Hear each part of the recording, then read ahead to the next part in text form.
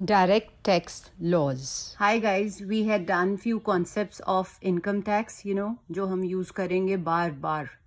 तो आज हम करेंगे रेजिडेंशियल स्टेटस, जिस पे डिपेंड करता है हमारा कि जो असेसी है उसकी इनकम पे टैक्स लगेगा कि नहीं, और वो पर्सन कौन हो सकता है, इंडियन सिटीजन है या जो भी है ऑफ इंडियन ओरिजिन या कोई फॉरेन नेशनल है.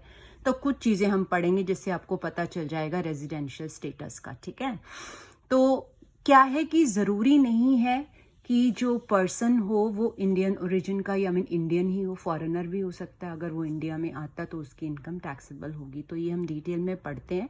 इसका मतलब एक पर्सन जो है इंडिया में रह रहा है, जो इंडिया में अर्न करता है, इवन जो फॉरेन में वो अर्न करता है वो भी टैक्सेबल हो सकता है.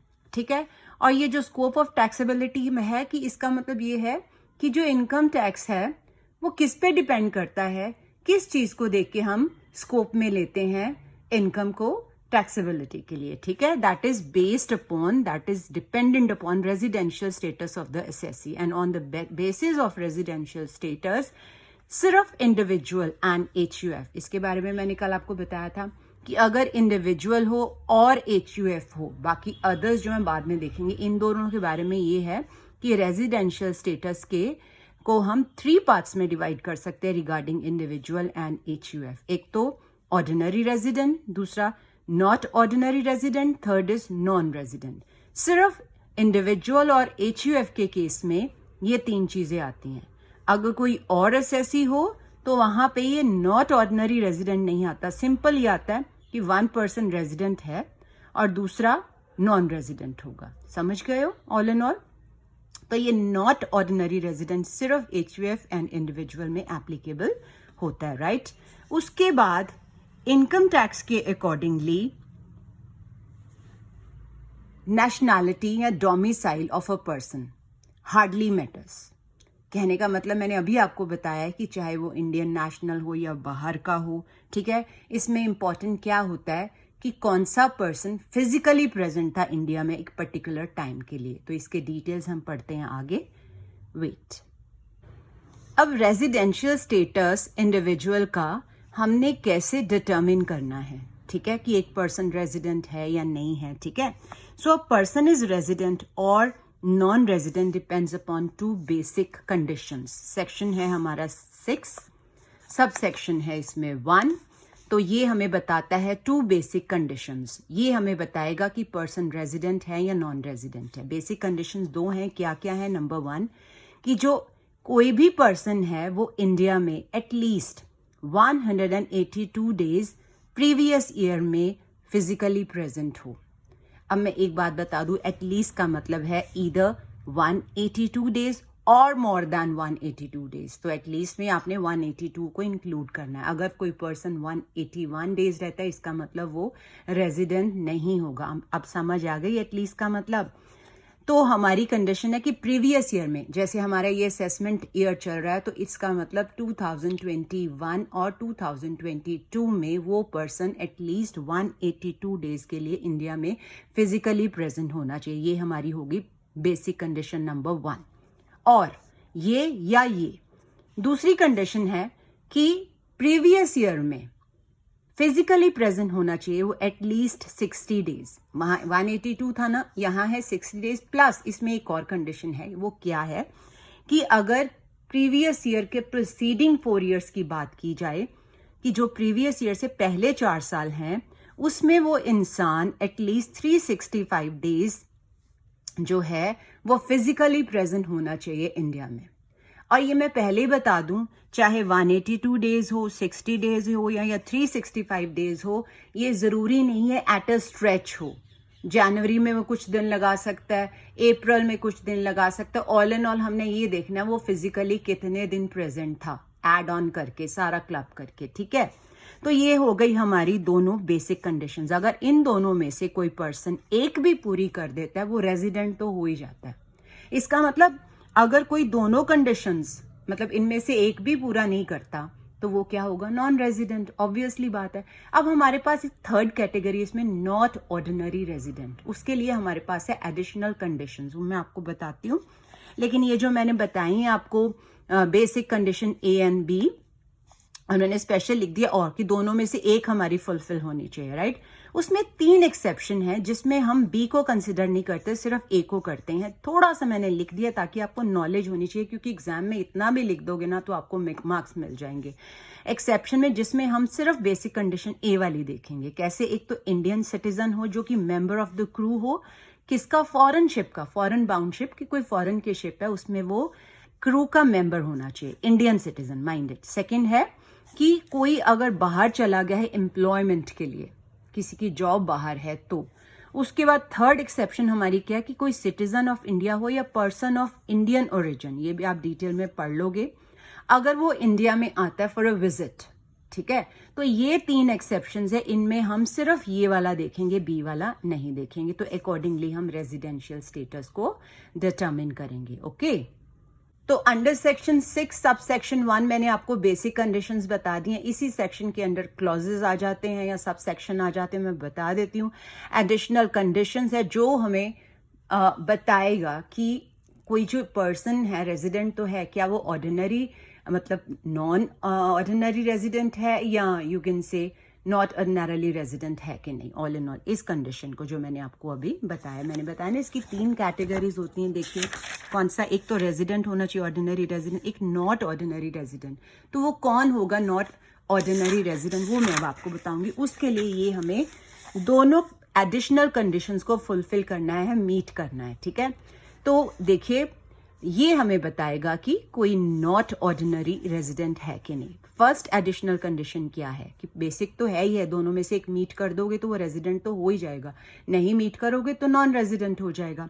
अब एडिशनल कंडीशंस है कि जो एक इंडिविजुअल है, ठीक है, वो रेजिडेंट रहा है इंडिया में, मतलब उसकी वो बेसिक कंडीशन पूरी हो रही, जो हमने दोनों में से ये पढ़ी है ना, दोनों में से एक पूरी कर रहा है वो इंसान, ठीक है, कि पिछले 10 साल में वो 2 साल इंडियन रेजिडेंट रहा हो, तो ये होगी एडिशनल कंडीशन, ठीक है। Proceeding the relevant previous year, जैसे मैंने अभी बताया हमारे इस असेसमेंट ईयर का प्रीवियस ईयर है 2021 एंड 22, उससे पहले वाले 10 ईयर्स में अगर वो 2 साल इंडियन रेजिडेंट रहा है तो, ठीक है। एक तो ये कंडीशन है।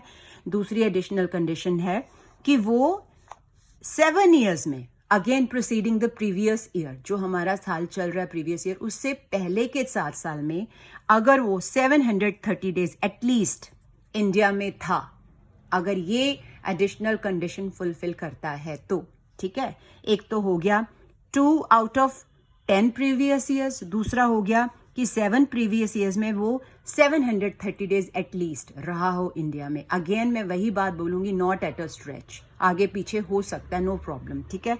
अगर कोई ये दोनों एडिशनल कंडीशंस पूरी कर देता है तो वो क्या हो जाता है, ऑर्डिनरी रेजिडेंट। अगर कोई दोनों ही पूरी नहीं करता तो वो नॉट ऑर्डिनरी रेजिडेंट हो जाता है इंडिया का, ठीक है। रेजिडेंट तो है पर एक ऑर्डिनरी होता है अगर वो दोनों फिलफिल करता है, और अगर यह मीट करता है, और अगर वो दोनों ही मीट नहीं करता तो वो नॉट ऑर्डिनरी रेजिडेंट हो जाता है। अंडरस्टूड? जो मैंने आपको अभी बताया ये मैंने यहाँ पे लिख दिया हुआ है, you will be able to understand.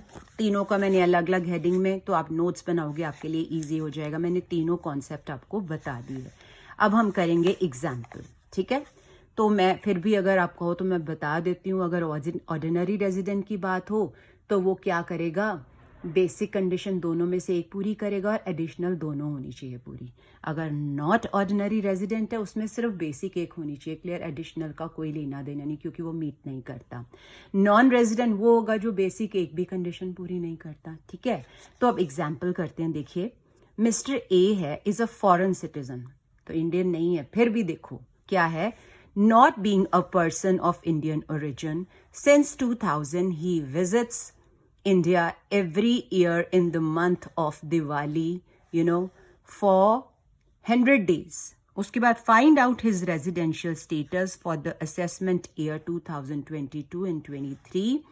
Does it make any difference or on his residential status if his stay would have been for 105 days? ये बाद में पढ़ते हैं, पहले हम यहां तक करते हैं कि एक फॉरेन सिटीजन है, इंडिया का नहीं है, सो व्हाट, मैंने बताया residential status, physical stay present मतलब होना चाहिए इंडिया में, उस पर डिपेंड करता है चाहे वो फॉरेनर ही हो, ठीक है। अब 2022 चल रहा है, 2000 से वो दिवाली के मंथ में आता है। जैसे सपोज कभी कभी दिवाली अक्टूबर में आ जाती है, कभी नवंबर, तो अकॉर्डिंगली दिवाली जैसे सेलिब्रेट करने के लिए उस मंथ में आता है। और वो कितना रहता है हर साल में 100 डेज। तो हमने उसका रेजिडेंशियल स्टेटस जानने के लिए वही बेसिक कंडीशन और एडिशनल कंडीशंस को देखना है। सबसे पहले इसको करेंगे कैसे, आई लेट यू नो।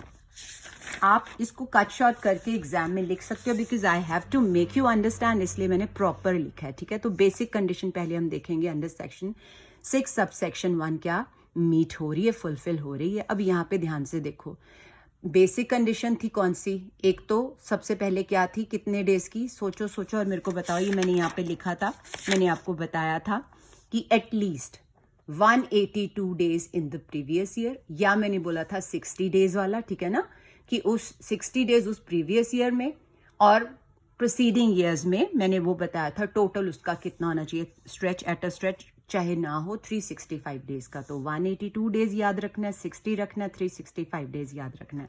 तो हम मिस्टर ए की बात करते हैं कि अगर वो 100 डेज रहा है प्रीवियस ईयर में, ठीक है ना, तो इसका मतलब बेसिक कंडीशन फर्स्ट वाली पूरी नहीं हुई, ठीक है ना, ये वाली कंडीशन 182 डेज वाली, क्योंकि वो कितने दिन रहा है 100 days. First condition is not satisfied, is not met. Second वाली में क्या है कि प्रीवियस ईयर में वो 60 डेज होना चाहिए, ठीक है, तो 100 डेज था, वो तो है ही है। अब उसके पिछले 4 सालों में देखो कि क्या टोटल उसका 365 डेज का स्टे बनता है 4 साल में, प्रीवियस ईयर के पहले 4 सालों में। ऑब्वियसली यस, क्योंकि हर साल में वो 100 डेज रहा है, तो 4 साल का जरा टोटल करो तो वो बनता है 400 डेज।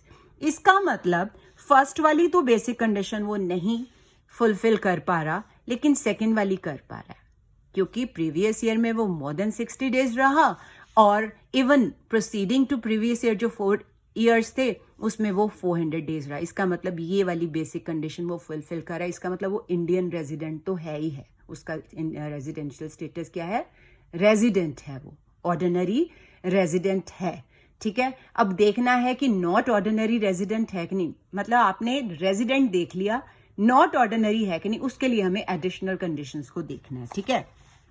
अब आते हैं एडिशनल कंडीशंस पे। अब एडिशनल कंडीशंस में हमने क्या पढ़ा था कि 10 ईयर्स से proceeding the previous year, 10 years में क्या वो 2 ईयर्स इंडियन रेजिडेंट था, तो वो बेसिक कंडीशन कौन सी वाली पूरी कर रहा है, देखो जरा ध्यान से, ये वाली, क्योंकि हर साल में उसकी ये वाली कंडीशन पूरी हो रही है। इसका मतलब कि वो जो है 2 ईयर्स, आई मीन 10 ईयर्स में 2 ईयर्स वो इंडियन रेजिडेंट था, ठीक है ना। अब वो रेजिडेंट तो था, ये क्लियर हो गया। उसके बाद नेक्स्ट में देखो, अब वो इंडिया में 7 ईयर्स में रहना चाहिए, 730 डेज एटलीस्ट। अब ध्यान से सुनो, 1 ईयर में अगर वो 100 डेज रहता तो 7 ईयर्स में 700 डेज। इसका मतलब 7 ईयर्स की बात की जाए तो उसके एटलीस्ट 730 डेज होने चाहिए, मगर कितने बन रहे हैं 700 डेज। इसका मतलब ये वाली एडिशनल कंडीशन वो फुलफिल कर रहा है, ये वाली नहीं कर रहा, क्योंकि ये 700 नहीं 730 डेज एटलीस्ट होने चाहिए। पर मैंने बताया था नॉट ऑर्डिनरी रेजिडेंट के लिए वो दोनों एडिशनल कंडीशंस को क्या है फुलफिल नहीं कर पाता, दोनों। अब एक की है तो क्या फर्क पड़ता है, एक कर ली है एक नहीं की, हमारे लिए तो दोनों करनी जरूरी है ना। इसका मतलब वो क्या है, रेजिडेंट तो है बट नॉट ऑर्डिनरी रेजिडेंट। ये हमारा कंक्लूजन है, ठीक है, फर्स्ट सिचुएशन का, ठीक है। He can not satisfy both additional conditions, चाहे एक कर ली है दूसरी नहीं की, hence he is not ordinary resident in India. अब सिचुएशन चेंज हो जाएगी दूसरे केस में, जिसमें वो 105 डेज रहा हर साल में। ये वाली भी पूरी कर रहा है, क्योंकि यहाँ पे सॉरी ये 182 वाला है, यहाँ पे ये पूरी नहीं कर रहा, छोड़ दो इसको। इसमें वो 60 डेज वाली कर रहा है, और उसकी ये जो 365 डेज वाली वो ऑब्वियसली 105 है तो वो भी पूरी कर रहा है। इसका मतलब ये बेसिक कंडीशन पूरी नहीं की, ये की, इसका मतलब वो रेजिडेंट अगेन है। अब फुलफिलमेंट ऑफ एडिशनल कंडीशंस, ये वाली फुलफिल कर रहा है, ये हमने पहले देख लिया था क्योंकि 105 मोर देन 100 ना, ये तो हमारा कर रहा है। अब इस सिचुएशन में देखो 7 इंटू 100 है ना, अब 7 इंटू 105 करोगे जब, देखो मैंने यहाँ लिखा है, अगर आप 7 इंटू 105 करोगे तो ये बन जाएंगे 735 डेज, और हमारी कंडीशन है एटलीस्ट 730 डेज। इसका मतलब वो फर्स्ट एडिशनल कंडीशन भी फुलफिल कर रहा है एंड सेकेंड एडिशनल कंडीशन भी फुलफिल कर रहा है। इसका मतलब वो क्या है, ordinary resident. So he is an ordinary resident of India. Understood? I am sending pages for making the notes. I will take the screenshots and take out the printouts and अपने notes ready कर सकते हो आप। और if you have understood something out of this video, kindly give me a like because I deserve it.